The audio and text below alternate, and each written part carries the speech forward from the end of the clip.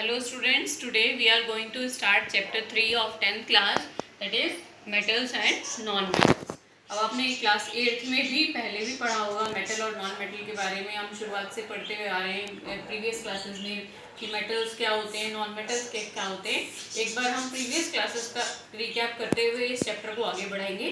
तो बेसिकली हमने एलिमेंट्स के बारे में पढ़ा, क्लास 9th में आपने एलिमेंट्स के बारे में पढ़ा। तो एलिमेंट क्या होते हैं, एलिमेंट क्या है, बेसिकली दो सब्सटेंस, एक क्या है, ये दे आर प्योर। अगर हम मैटर की बात करें तो they are pure substance. All elements are pure and they are having same atomic number also. Elements जो है, अगर एक ही एलिमेंट की अगर हम बात करें तो उसके जितने भी एटम्स होते हैं they are having same atomic number. ऐसे सब्सटेंस को हम एलिमेंट्स कहते हैं और वो प्योर कहे जाते हैं, क्योंकि अगर हम जैसे हाइड्रोजन की बात करें तो हाइड्रोजन में क्या है, हाइड्रोजन के अंदर इस एलिमेंट को, ये जो एलिमेंट रिप्रेजेंट हो रहा है, इसके अंदर जितने भी एटम्स होंगे सबका एटॉमिक नंबर 1 ही होगा। So that's why it is pure. अगर हम एल्यूमिनियम की बात करें, इसका जो एटॉमिक नंबर है वो 13 होता है। तो क्या होगा कि एलिमेंट ये जो एलिमेंट रिप्रेजेंट कर रहा है, अब एलिमेंट के जितने भी एटम्स इसके अंदर प्रेजेंट होंगे उन सब का एटॉमिक नंबर सेम होगा। इसलिए हम क्या कह सकते हैं कि जो एलिमेंट्स होते हैं दे आर प्योर सब्सटेंसेस। तो राइट नाउ 118 एलिमेंट्स, 118 एलिमेंट्स जो हैं वो डिस्कवर हो चुके हैं और इन 118 एलिमेंट्स को पीरियोडिक टेबल के फॉर्म में एक रोज और कॉलम्स की एक टेबल बना दी गई है जिसको हम कहते हैं पीरियोडिक टेबल, और इनके एटॉमिक इंक्रीजिंग एटॉमिक नंबर के हिसाब से इनको प्लेस कर दिया गया है। ठीक है, तो इन 118 एलिमेंट्स में जो कुछ एलिमेंट्स हैं वो मेटल हैं, कुछ एलिमेंट्स जो हैं वो नॉन मेटल हैं और कुछ एलिमेंट्स जो हैं वो मेटलॉइड्स हैं।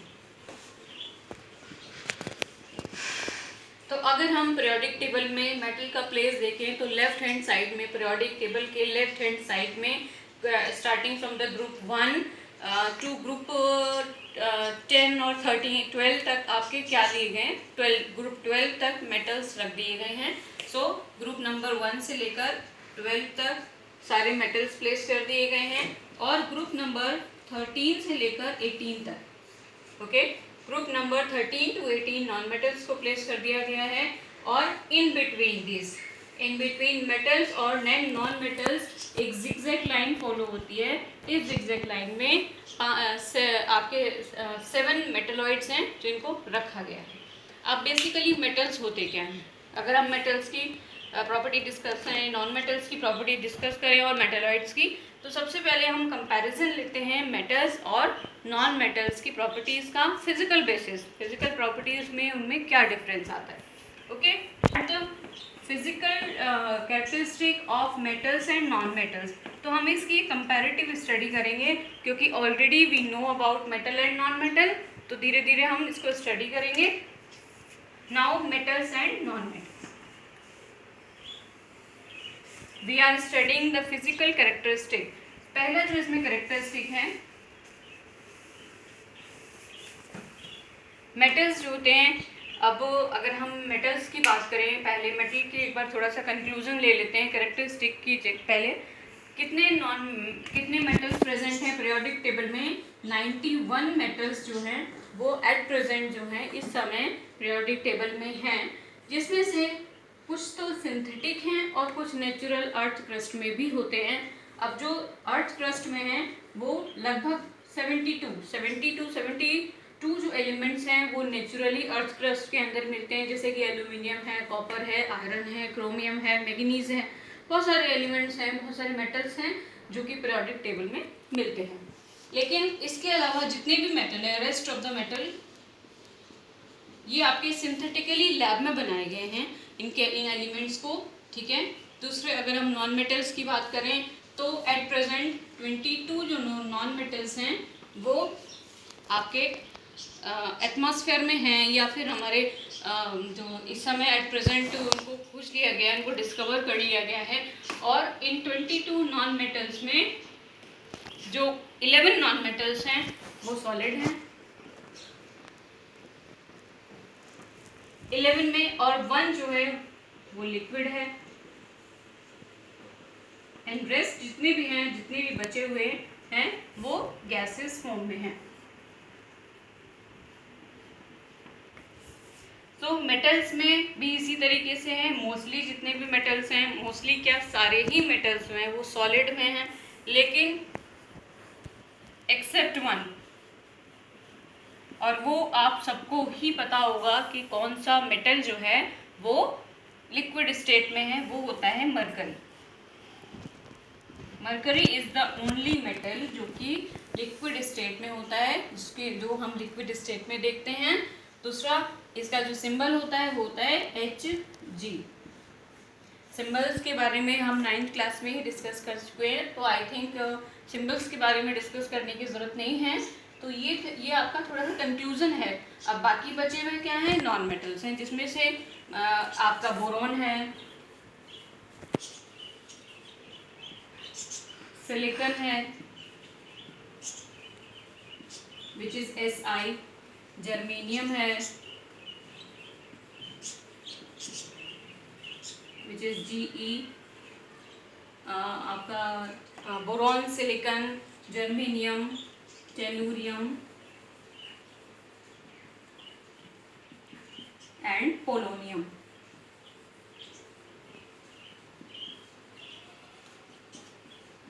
ये आपके मेटलॉइड्स हैं। तो ये मेटल्स हो गए। 91 जो है इस समय एट प्रेजेंट मेटल्स हैं, 22 नॉन मेटल्स हैं, और ये आपके क्या कहलाते हैं, मेटलॉइड्स कहलाते हैं, जो कि 5 हैं, बोरॉन, सिलिकॉन, जर्मेनियम, टेलुरियम और पोलोनियम। तो मेटल और नॉन मेटल की तो स्पेसिफिक अपनी अपनी प्रॉपर्टीज होती हैं, लेकिन मेटलॉइड्स क्या हैं बेसिकली, जो मेटलॉइड्स हैं they are having some properties of metals and some properties of non metal. तो मतलब दे आर द मिक्सचर्स, इसलिए इनको बाउंड्री लाइन पे रखा गया है, ये मेटल और नॉन मेटल के बीच में एक जिगजैग मैनर में इनको रख दिया गया है। Now we will discuss the physical properties of metal and non metal, और कंपैरेटिव स्टडी करेंगे हम इसका। ओके, नाउ मेटल के बारे में, अगर हम मेटल का बहुत ज़्यादा इम्पोर्टेंस है हमारी लाइफ में, बहुत सारे मेटल्स आपने देखे होंगे, वो बहुत पुराने ओल्डन टाइम्स में बहुत कॉइन्स चलते थे। पहले जो है ये पेपर के रुपीज़ नहीं होते थे, कॉइन्स चलते थे, और वो कॉइन्स बने हुए होते थे आपके कॉपर के, ब्रॉन्ज के, उन सब के कॉइन्स बनते थे, और आपके गोल्ड के, सिल्वर के कॉइन्स बनते थे। तो बेसिकली गोल्ड, सिल्वर और कॉपर, ये क्या है, it is symbol for copper, ये सिंबल आपका सिल्वर के लिए है, और ये है गोल्ड के लिए। तो बेसिकली ये मेटल्स क्या कहलाते हैं, यहाँ के कॉइनेज मेटल्स कहलाते हैं। तो collectively they are called coinage metals.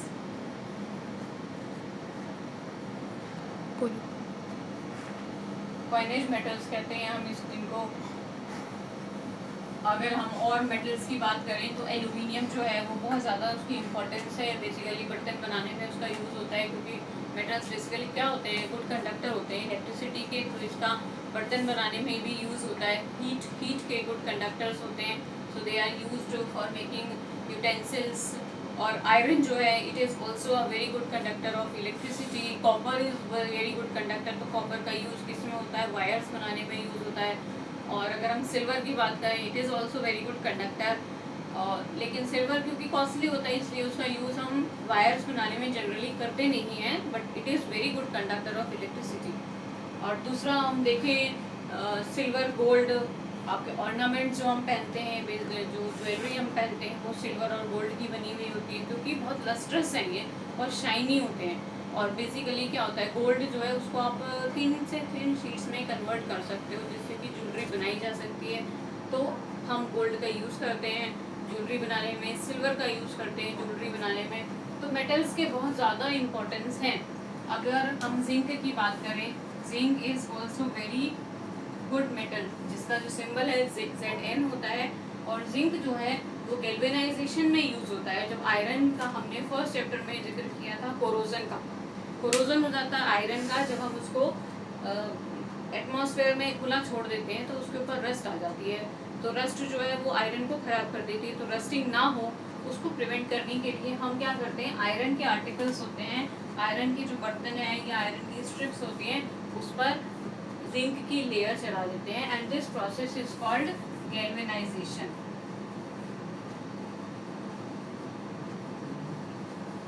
तो these are very small questions जो कि आपके एमसीक्यू क्वेश्चंस हैं, बहुत इंपॉर्टेंट क्वेश्चंस में आ जाते हैं। पूछा जा सकता है कि कौन सा मेटल है जो कि गैल्वेनाइजेशन के लिए यूज होता है। इसी तरीके से अगर हम बात करें निकल की, क्रोमियम, तो जब हम किसी भी मेटल के ऊपर इलेक्ट्रोप्लेटिंग करते हैं, किसी और लेयर चढ़ाते हैं, और क्रोमियम क्या एकदम रस्ट फ्री मेटल होता है और बहुत शाइनी मेटल होता है, तो जो लंच बॉक्सेस बनते हैं और जो आप साइकिल चलाते हैं उन साइकिल के हैंडल्स बनते हैं, बहुत शाइनी देखे होंगे आपने, तो वो किसकी वजह से, क्रोमियम की प्लेटिंग कर दी जाती है and this is for use for electroplating. तो ये दोनों मेटल जो है इलेक्ट्रोप्लेटिंग के लिए बहुत ज़्यादा यूजफुल हैं, बहुत यूज होते हैं। इसी तरीके से जो एल्यूमिनियम है, किसी भी आर्टिकल पे, आयरन के आर्टिकल पे अगर हम एल्यूमिनियम के ऑक्साइड की लेयर चढ़ा दें तो वो एक प्रोटेक्टिव लेयर हो जाती है जो कि आगे उसका फिर रस्टिंग नहीं होने देती, उसका कोरोजन नहीं होने देती है आयरन का। तो जो पाइप्स होते हैं, जो अंडरग्राउंड पाइप्स होते हैं, वाटर के पाइप्स होते हैं, उन पर एनोडाइजिंग कर दी जाती है। तो एनोडाइजिंग क्या है, जैसे गैल्वेनाइजेशन में हमने जिंक की लेयर चढ़ाई थी, एनोडाइजिंग में चढ़ाई जाती है एल्यूमिनियम ऑक्साइड की लेयर। तो एनोडाइजिंग में करा क्या जाता है, basically it is also a electroplating process, electricity का यूज किया जाता है। तो इसमें क्या किया जाता है, एनोडाइजिंग में हम एनोडाइजिंग डिस्कस कर रहे हैं। एक कंटेनर ले लिया जाता है और एनोड पे, एनोडाइजिंग इसका मतलब एनोड पे वो चीज़ लगाई जाएगी, ये एल्यूमिनियम की स्ट्रिप लगा दी जाती है, या जो भी स्ट्रिप हम यूज़ कर रहे हैं जिसपे हमें एल्यूमिनियम का चढ़ाना है कवर, तो हम क्या करेंगे, ऐसे एनोड इसको यूज़ करेंगे। ये एल्यूमिनियम की स्ट्रिप है। ये आप किसी भी अदर कंडक्टर को हम यहाँ यूज़ कर सकते हैं, हम यहाँ ग्रेफाइट यूज़ कर सकते हैं, कार्बन का इलेक्ट्रोड यूज़ कर सकते हैं, और यहाँ पे जो सॉल्यूशन इलेक्ट्रोलाइट लिया जाता है वो H2SO4 ले लिया जाता है जो कि डाइल्यूटेड फॉर्म में। तो डाइल्यूटेड का मतलब इसमें ऑलरेडी पानी मिक्स है, तो जब भी पानी और एसिड मिक्स हो जाते हैं तो they become very good conductor of electricity. तो जैसे ही आप स्विच ऑन करते हैं, स्विच ऑन करने के साथ ही, क्योंकि एसिड क्या है, एसिड के अंदर वाटर मिक्स है, तो water will dissociate into hydrogen and oxygen. और ये ऑक्सीजन किस पे आनी चाहिए, एनोड पे आएगी, एनोड इज पॉजिटिव, ये इस पे आ जाएगी, यहाँ पे ऑक्सीजन इवॉल्व होगी, ऑक्सीजन इस पे जाके एल्यूमिनियम से रिएक्ट कर जाएगी। तो एनोड पे एल्यूमिनियम जो है वो ऑक्सीजन से रिएक्ट करके एल्यूमिनियम ऑक्साइड बना देगा। ठीक है, जब ये एल्यूमिनियम ऑक्साइड बना देगा, तो एल्यूमिनियम ऑक्साइड जब बन जाएगा इसमें, तो एल्यूमिनियम ऑक्साइड अपने आप में ही एक बहुत प्रोटेक्टिव लेयर है जो कि आगे फिर रस्ट को रोक देती है। एक बार ये एल्यूमिनियम जो है वो रिएक्ट कर जाता है ऑक्सीजन से, दोबारा फिर फर्दर रिएक्शन को ये रोक देता है। तो मतलब ये एक प्रोटेक्टिव लेयर है जो कि आगे फर्दर जो है ऑक्सीडेशन को रोक देती है, रस्टिंग का प्रोसेस को भी रोक सकती है। तो जिस भी चीज़ पे आपने एनोडाइजिंग की है, जिस भी आर्टिकल पे आपने एनोडाइजिंग की है, आप उसको कलरफुल भी कर सकते हैं, डिफरेंट टाइप्स में, किसी भी कलर में आप उसको चेंज कर सकते हैं। तो एनोडाइजिंग में एल्यूमिनियम का यूज़ होता है, गैल्वेनाइजेशन में जिंक का यूज़ होता है, और इलेक्ट्रोप्लेटिंग की बात करें तो निकेल और क्रोमियम जो है वो इलेक्ट्रोप्लेटिंग में हेल्प करते हैं। इलेक्ट्रोप्लेटिंग का में वहाँ उसका यूज़ होता है। दूसरा, अगर हमने मेटल के यूजेस देखें तो बहुत ज़्यादा यूजेस हैं। अगर हम बात करें यूरेनियम की, न्यूक्लियर रिएक्टर में यूज़ होता है, क्योंकि वो क्या है, रेडियो एक्टिव एलिमेंट है। आपका आयोडीन 131 है, it is also radio active element. तो बहुत ज़्यादा यूज़ है। अगर हम 9th क्लास में हमने पढ़ा भी होगा कि जितने भी आइसोटोप्स होते हैं ज़्यादातर इनका यूज़ किया जाता है मेडिकल ट्रीटमेंट में। कोबाल्ट 60 जैसे कैंसर ट्रीटमेंट में यूज़ हो रहा था। Sodium 24 it is used for detecting blood clot हमारी बॉडी के अंदर, या वेसल्स के अंदर ब्लड की क्लॉटिंग तो नहीं हो रही है कहीं पर, उसके लिए सोडियम 24 हमारे ब्लड वेसल्स में इंजेक्ट कर दिया जाता है, इससे हमें पता लग जाता है कि कहीं क्लॉटिंग है या नहीं। तो ये थे मेटल्स के हमारे कुछ यूजेस थे। अगर हम नॉन मेटल्स के इम्पोर्टेंस की बात करें तो नॉन मेटल भी इक्वली इम्पोर्टेंट है। नॉन मेटल में अगर आप ऑक्सीजन को देखें तो ऑक्सीजन के बिना तो हम ब्रीथ भी नहीं कर सकते। रेस्पिरेशन के लिए बहुत ज़्यादा इम्पॉर्टेंट है। अगर ऑक्सीजन नहीं होगी एटमॉस्फेयर में तो हम रेस्पिरेशन नहीं कर सकते हैं। और अब अगर हम देखें तो एटमॉस्फेयर में एयर के अंदर देखें तो ये 21% है, और अगर हम अर्थ क्रस्ट की बात करें तो 50% जो है वो कंपाउंड जो है वो ऑक्साइड के फॉर्म में मेटल जो है वो मिलता है। ऑक्साइड्स ऑक्सीजन के साथ कंबाइंड फॉर्म में मिलता है। तो ऑक्सीजन जो है it's a very important component of our earth और एटमॉस्फेयर, क्योंकि एटमॉस्फेयर में 21% है। ये एयर के अंदर जो हम बात कर रहे हैं, ये आपका 50% जो है वो अर्थ क्रस्ट के अंदर है, और अर्थ क्रस्ट में ये फ्री फॉर्म में नहीं है। अर्थ क्रस्ट में ये है मेटल के साथ कंबाइंड फॉर्म में, कंपाउंड बनाते हुए रहता है। ऐसे ही अगर हम सिलिकॉन की बात करें तो लगभग 27%, 26 से 27% तक जो सिलिकॉन एलिमेंट है ये नॉन मेटल है। ये आपका बहुत ज़्यादा इम्पॉर्टेंट है, मेटलॉइड्स की कैटेगरी में आता है सिलिकॉन, और ये बहुत इंपॉर्टेंट कंपोनेंट है अर्थ क्रस्ट में, जो कि 27% तक हमें मिलता है। दूसरा, अगर हम एक नॉन मेटल की बात करें, कार्बन। कार्बन क्या है? कार्बन जितनी भी चीज़ें हम लिविंग थिंग्स हैं, हमारे अंदर बहुत सारी चीज़ें हैं, बहुत सारे कंपोनेंट आपने फूड के पढ़े होंगे, जिसमें कार्बोहाइड्रेट तो मेन कंपोनेंट होता है फूड का, protein is a main component of food. उन सब में कहीं ना कहीं कार्बन प्रेजेंट होता है, क्योंकि जितने भी मॉलिक्यूल्स हैं कार्बोहाइड्रेट के, ग्लूकोज का आपको फॉर्मूला पता ही होगा, हम छोटी क्लास से पढ़ते हुए आ रहे हैं, जैसे C6H12O6। तो देख रहे हैं इसमें कार्बन प्रेजेंट है। चीनी जो हम खा रहे हैं सुक्रोज, इसके अंदर कार्बन प्रेजेंट है, C12H22O11। बहुत सारी चीज़ें हैं जिसके अंदर कार्बन एक मेन कंस्टिट्यूएंट है।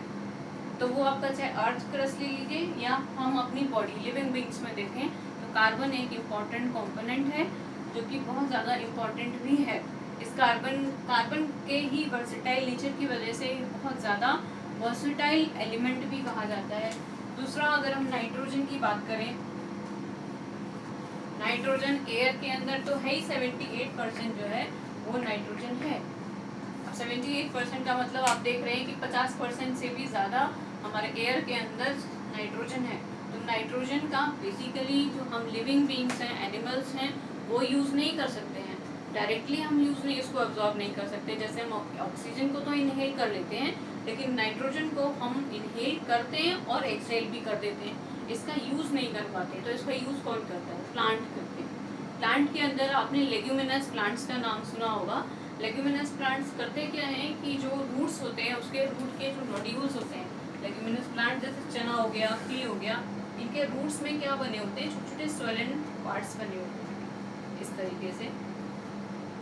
इस स्वेलन पार्ट, इनको हम कहते हैं रूट नोड्यूल।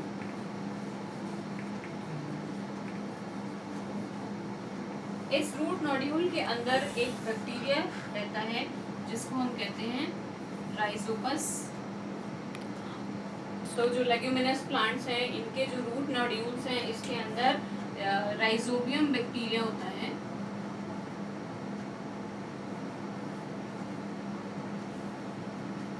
ये राइजोबियम बैक्टीरिया काम करता है जो एटमॉस्फेयर के अंदर जो नाइट्रोजन होती है उसको फिक्स करने का, मतलब फ्री नाइट्रोजन को उसके कंपाउंड्स में चेंज करने का काम होता है। इन नाइट्रेट से अमीनो एसिड्स बनते हैं, उन अमीनो एसिड्स से प्रोटीन्स बन जाते हैं। ठीक है, तो basically nitrogen is an important constituent of our body in our atmosphere also. बहुत सारे एक्सप्लोसिव भी नाइट्रोजन से बनते हैं। इसमें आपका TNT है, ट्राई नाइट्रोटोलिन है, नाइट्रोग्लिसरीन है, ये सारे नाइट्रोजन से बने हुए एक्सप्लोसिव हैं। तो नाइट्रोजन भी बहुत ज़्यादा इंपॉर्टेंस है इसकी। कार्बन की इंपॉर्टेंस मैंने आपको बताई, ऑक्सीजन है, और आपका कई सारे नॉन मेटल्स हैं। अब सल्फर है, इसका बहुत ज़्यादा इंपॉर्टेंस है, फॉस्फोरस है, तो बहुत सारे नॉन मेटल्स है। ये सब इनके जनरल लाइफ में भी हमारे इनके इम्पोर्टेंस आप पढ़ेंगे। अब हम डिस्कस करेंगे इन दोनों के बीच में क्या फिजिकल डिफरेंस होता है कैरेक्टरिस्टिक के बीच में। प्रॉपर्टीज में पहले हम देखेंगे इसका इलेक्ट्रॉनिक कॉन्फ़िगरेशन। बेसिकली हमने क्या कहा कि मेटल जो होते हैं वो इलेक्ट्रो पॉजिटिव होते हैं और नॉन मेटल जो होते हैं वो इलेक्ट्रोनेगेटिव होते हैं। तो इसका मतलब हम समझ लेते हैं। Metal basically they are having 1 or 2 electrons in their outer most shell. 1 से 2 इलेक्ट्रॉन इनके पास होते हैं। So they have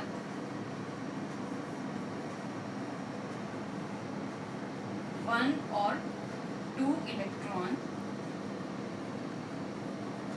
in their outermost shell.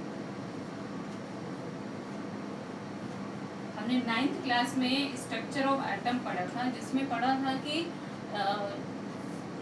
कोई भी एटम के सेंटर में न्यूक्लियस और न्यूक्लियस के बाहर क्या होते हैं, ऑर्बिट्स होते हैं, जिनको शेल्स बोला जाता है, और जो लास्ट शेल होता है वो होता है वैलेंस शेल।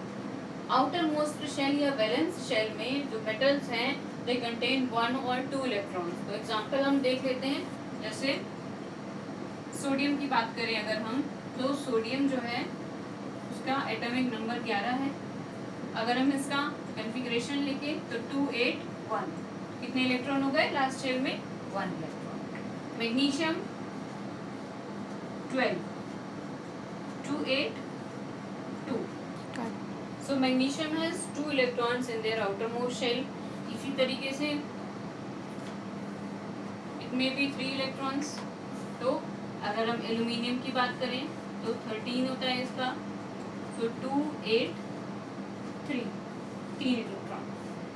तो या तो 1 इलेक्ट्रॉन या 2 इलेक्ट्रॉन या 3, मैक्सिमम 3 इलेक्ट्रॉन किसी भी मेटल के आउटरमोस्ट शेल में हो सकते हैं, इससे ज़्यादा नहीं होते हैं। लेकिन अगर हम नॉन मेटल्स की बात करें, नॉन मेटल्स में 4 से लेकर 8 तक कितने भी इलेक्ट्रॉन्स नॉन मेटल्स के अंदर हो सकते हैं। सो दे कंटेन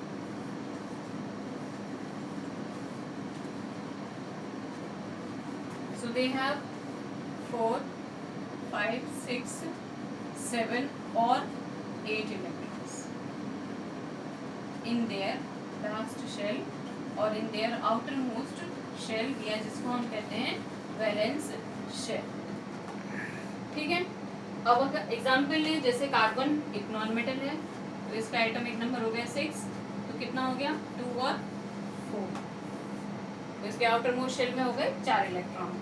अगर हम बात करें ऑक्सीजन की, इसका atomic number 8 2 and 6 6। Chlorine 17 2 8 7 7 electron. Argon या नियॉन ले लें अगर हम, तो 10, so 2 8 8। तो इन दोनों के बीच में इलेक्ट्रॉनिक कॉन्फ़िगरेशन में यही डिफरेंस है कि इनके जो आउटरमोस्ट शेल है या वैलेंस शेल में, उसमें 1 2 या 3 इलेक्ट्रॉन हो सकते हैं, और इनकी वैलेंस शेल में 4 से लेकर 8 तक कितने भी इलेक्ट्रॉन्स हो सकते हैं। तो बेसिकली कोई भी एटम जब कंबाइन करता है तो वो अपने वैलेंस शेल को कंप्लीट करने के लिए या ऑक्टेट को कंप्लीट करने के लिए करता है। ठीक है, अब इसमें एक एक्सेप्शन भी है। देखो, हाइड्रोजन की अगर हम बात करें तो इसका एटॉमिक नंबर 1 है, तो इसका मतलब इसके पास तो एक ही इलेक्ट्रॉन है और एक ही ऑर्बिट है, तो ये एक एक्सेप्शन हो गया। तो अगर हम मेटल के कंसेप्ट में देखें तो अगर 1 इलेक्ट्रॉन है तो ये मेटल होना चाहिए, लेकिन ये मेटल नहीं है क्योंकि इसके पास एक ही इलेक्ट्रॉन है जो उसके एक ही ऑर्बिट में जाएगा, लेकिन ये आता नॉन मेटल की कैटेगरी में ही है। ठीक है, तो हम डिस्कस कर रहे थे कि कोई भी एटम जो है जब कंबाइन करता है तो वो कंबाइन करता है अपनी लास्ट शेल को कंप्लीट करने के लिए। कंप्लीट कब कैसे करेगा, या तो वो इलेक्ट्रॉन्स को गिव अप करेगा या वो किसी और से इलेक्ट्रॉन्स को ले लेगा, एक्सेप्ट कर लेगा। तो यहाँ पे देख रहे हैं आप, मेटल के पास या तो 1 इलेक्ट्रॉन है, 2 इलेक्ट्रॉन है या 3 इलेक्ट्रॉन है। 8 इलेक्ट्रॉन इसको पूरे करने हैं अपने ऑक्टेट में। 1 इलेक्ट्रॉन है तो 7 इलेक्ट्रॉन को एक्सेप्ट करना जो है वो बहुत टफ है, बहुत कहना चाहिए कि ये हो नहीं सकता एक चीज़ें, तो इसलिए क्या करेगा, it will lose an electron.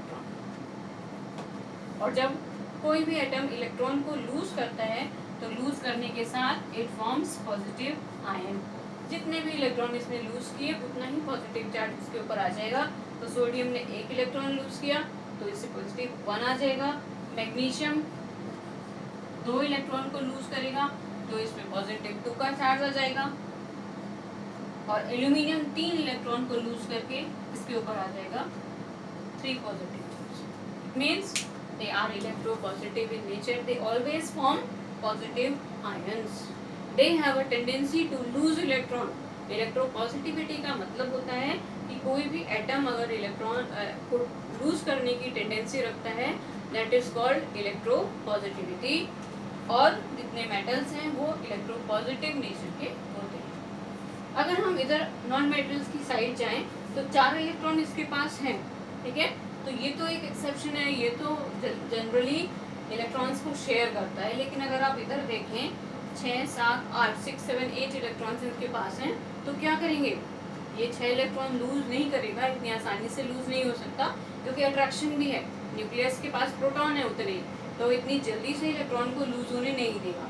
क्या करेंगे, ये 2 इलेक्ट्रॉन को एक्सेप्ट कर लेगा। तो ऑक्सीजन अगर 2 इलेक्ट्रॉन एक्सेप्ट कर रहा है तो इसके पास आ जाएगा 2 नेगेटिव चार्ज। इधर क्लोरीन 7 इलेक्ट्रॉन इसके पास अपने आप हैं, 1 इलेक्ट्रॉन को एक्सेप्ट करेगा तो क्या बनाएगा, क्लोरीन 1 नेगेटिव। और नियॉन ना तो एक्सेप्ट करेगा ना लूज करेगा, क्योंकि 8 इलेक्ट्रॉन इसके पास ऑलरेडी हैं, तो इसका तो ऑक्टेट कंप्लीट है और ये स्टेबल है। स्टेबिलिटी के लिए तो ये एटम जो है कंबाइन कर रहे हैं, और अगर लास्ट शेल में 8 इलेक्ट्रॉन, इसका मतलब स्टेबल है। तो आप देख रहे हैं यहाँ पे नेगेटिव आयंस बन रहे हैं। So non metals are electron negative in nature, they have a tendency to accept electron. तो किसी भी एटम की इलेक्ट्रॉन को एक्सेप्ट करने की जो टेंडेंसी होती है उसको हम इलेक्ट्रोनेगेटिविटी कहते हैं, और इलेक्ट्रॉन को लूज करने की जो टेंडेंसी होती है उसको हम कहते हैं इलेक्ट्रोपॉजिटिविटी। तो ये metals electropositive and non metals are electronegative in nature. ठीक है, अब हम नेक्स्ट प्रॉपर्टी देख लेते हैं जो हम डिस्कस करेंगे, वो हम 8th क्लास में भी पढ़ चुके हैं, मेलिएबिलिटी, डक्टिलिटी। मेलिएबिलिटी बेसिकली क्या होती है, किसी भी एलिमेंट को, किसी भी सब्सटेंस को अगर आप थिन शीट्स में कन्वर्ट कर सकें तो वो प्रॉपर्टी कहलाती है उसकी malleability. So they are malleable, it means they can be converted into thin sheets by heating, but they are non-malleable. इनको हम थिन शीट्स में कन्वर्ट नहीं कर सकते हैं, ये ब्रिटल नेचर के होते हैं, टूट जाते हैं। जैसे आप इनको हिट करेंगे they will break down into pieces, इसलिए ये ब्रिटल नेचर के हैं। And they are malleable in nature. जो मोस्ट मेलिएबल होता है वो गोल्ड है। गोल्ड जो होते हैं, गोल्ड की सबसे पतली शीट्स बनाई जाती हैं, बहुत थिन शीट्स बनाई जा सकती हैं। या एल्यूमिनियम को देख लो आप, एल्यूमिनियम फॉइल तो हम जनरल लाइफ में भी यूज़ करते हैं अपने, तो वो फॉइल क्या है, foil is basically a thin sheet of aluminium, तो वो मेलिएबिलिटी की वजह से ही है। Third is they are ductile in nature, it means metal can be stretch into wires. अगर हम इसको स्ट्रेच करें तो इनके वायर्स बना सकते हैं, तो they can be stretch into wires. But non metals are non ductile, इनके आप वायर्स नहीं बना सकते हैं। कोई भी नॉन मेटल, अगर हम कार्बन की बात करें तो कार्बन फाइबर के फॉर्म में तो यूज़ होता है, या फिर जो कार के बॉडीज़ बनाने में इसका यूज़ होता है, लेकिन वो कंसेप्ट थोड़ा सा अलग है। तो जनरली जो हम पढ़ते हैं दे आर नॉन डक्टाइल, इनके वायर्स नहीं बनाए जा सकते, बट इनके वायर्स बनाए जा सकते हैं। और अगर हम मोस्ट डक्टाइल की बात करें तो वो सिल्वर है। Silver is the most ductile metal, जिसके बहुत लंबे लंबे छोटे से पीस से ही आप इसके बहुत लंबे लंबे वायर्स बना सकते हैं। लेकिन क्योंकि इलेक्ट्रिसिटी में हम इसका यूज़ नहीं कर सकते, क्योंकि एक तो कॉस्टली है, ये मेटल कॉस्टली होता है, दूसरा इसका जो एक्सपेंशन होता है, थर्मल एक्सपेंशन बहुत ज़्यादा है, जिसकी वजह से अगर हम इसको वायर्स के फॉर्म में यूज़ करेंगे तो गर्मी में जब ये हीट अप हो जाएगा तो इसके तार जो हैं वो लटक जाएंगे। तो कोई भी पॉसिबिलिटी हो सकती है कि ये डेंजरस है, इसलिए इसके वायर्स जनरली हम यूज़ नहीं करते हैं। ठीक है, third property, they are mostly solid.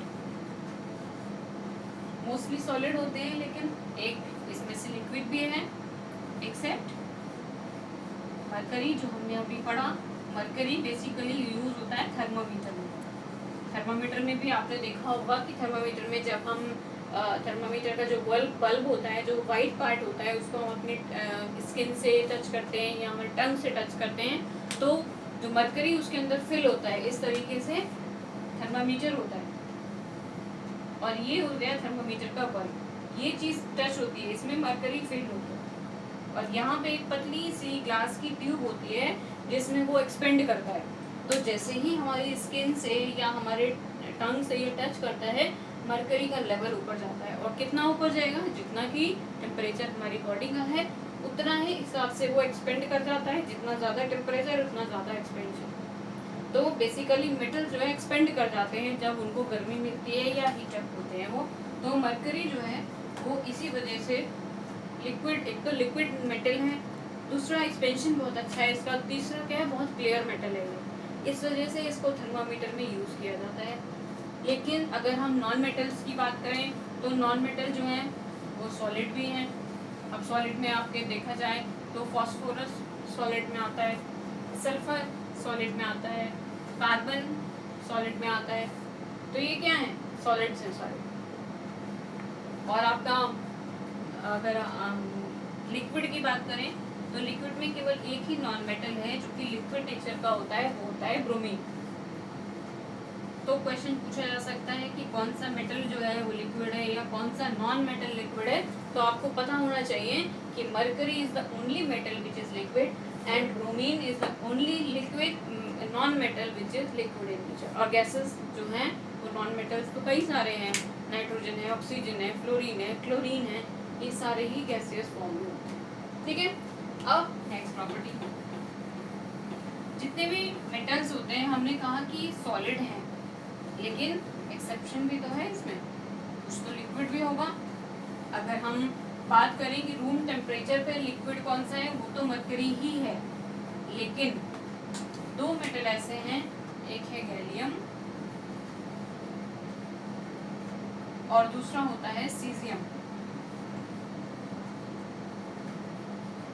इन दोनों मेटल के मेल्टिंग पॉइंट कितने कम होते हैं, रूम टेम्परेचर के बराबर होते हैं कि जैसे ही आप अपने हाथ पे थोड़ा सा भी इनको रखोगे ये मेल्ट हो जाएंगे। इसका मतलब रूम टेम्परेचर पे ही ये मेल्ट हो जाते हैं ये दोनों मेटल्स। तो ये एक्सेप्शन है।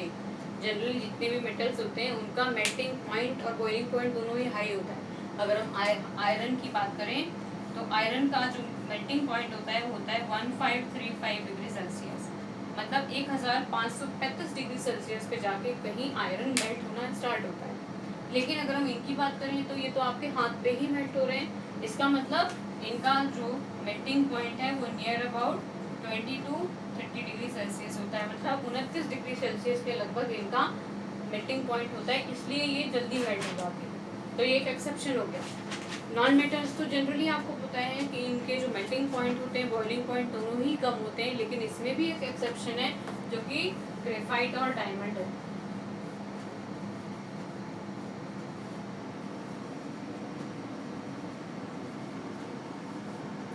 ये दोनों क्या हैं? कार्बन के ही फॉर्म्स हैं। ये दोनों कार्बन से मिलकर ही बने हुए हैं। These are allotropic forms of carbon. Allotropy हम बाद में डिस्कस करेंगे कि एलोट्रोपी होती क्या है। एलोट्रोपिक फॉर्म्स बेसिकली होते क्या हैं कि एक ही एलिमेंट के अलग अलग फॉर्म्स, फिजिकल स्टेट फॉर्म अलग अलग होते हैं। जैसे ग्रेफाइट अगर हम ले लें तो उसके अंदर भी सारे एटम्स कार्बन के हैं। डायमंड अगर हम ले लें तो उसके अंदर भी सारे एटम्स कार्बन के ही होते हैं।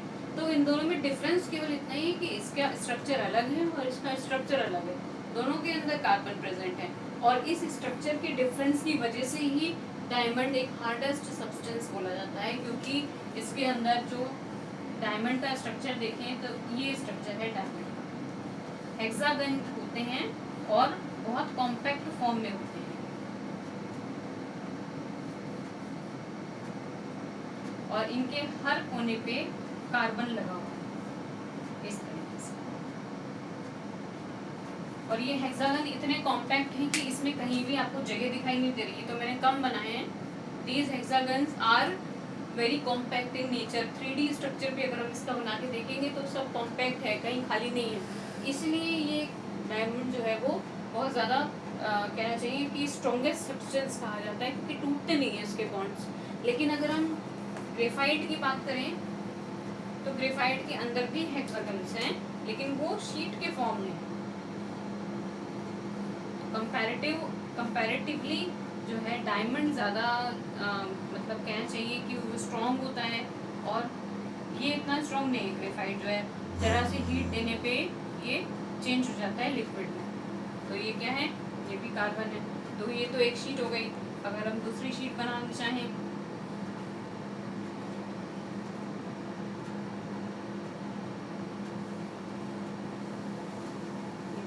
कार्बन नहीं। इस तरीके से ये सब कार्बन है और ये वीक फोर्सेस से बंधे हुए हैं और इनको हम कहते हैं वैन डर वाल्स फोर्सेस।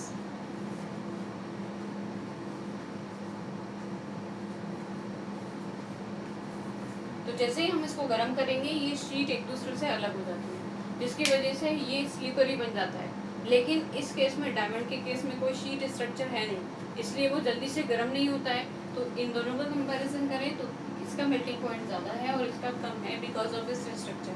लेकिन है दोनों में, दोनों के अंदर केवल कार्बन के ही एटम्स होते हैं। ठीक है, तो ये एक्सेप्शन हो गए, ग्रेफाइट और डायमंड इसके अंदर एक एक्सेप्शन है। और अगर हम मेटल्स की बात करें, they are all good conductors of electricity. तो good conductors of heat and electricity.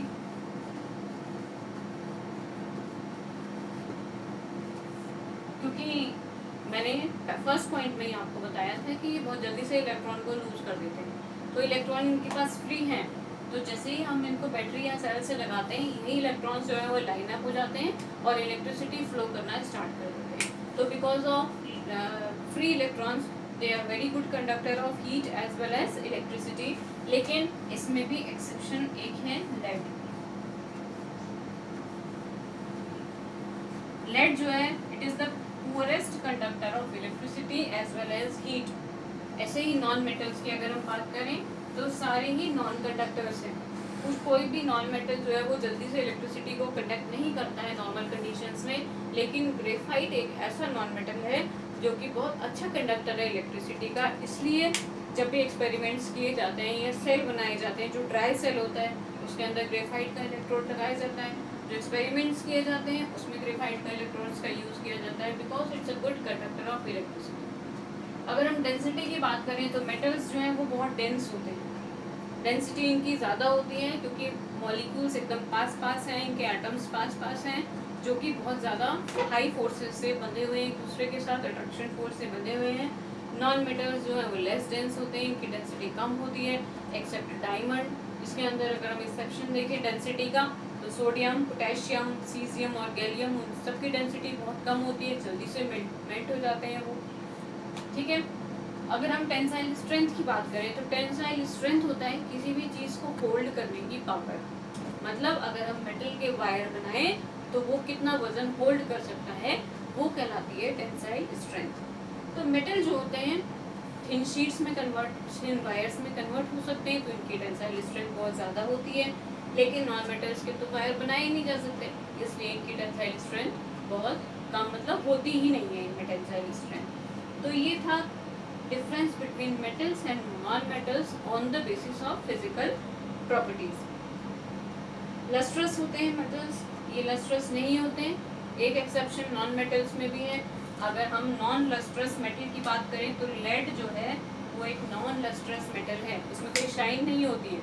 और इसके अंदर जो लस्ट्रस है वो आयोडीन है।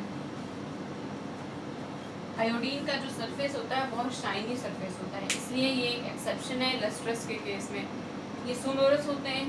सोनोरस का मतलब इनमें जब आप हिट करें तो इसमें से वॉइस आती है, मतलब एक साउंड सी आती है जिसको हम सोनोरिटी कहते हैं। इसलिए टेम्पल में बेल्स बनाए जाते हैं, जो मंदिर होते हैं घंटियाँ बनाई जाती हैं मेटल की होती हैं। लेकिन नॉन मेटल्स जो होते हैं वो नॉन सोनोरस नेचर के होते हैं। ठीक है, तो ये कुछ एक्सेप्शंस थे और कुछ प्रॉपर्टीज थी मेटल और नॉन मेटल्स की जो हमने डिस्कस की। I hope you understand the topic and understand the video. Okay, good bye.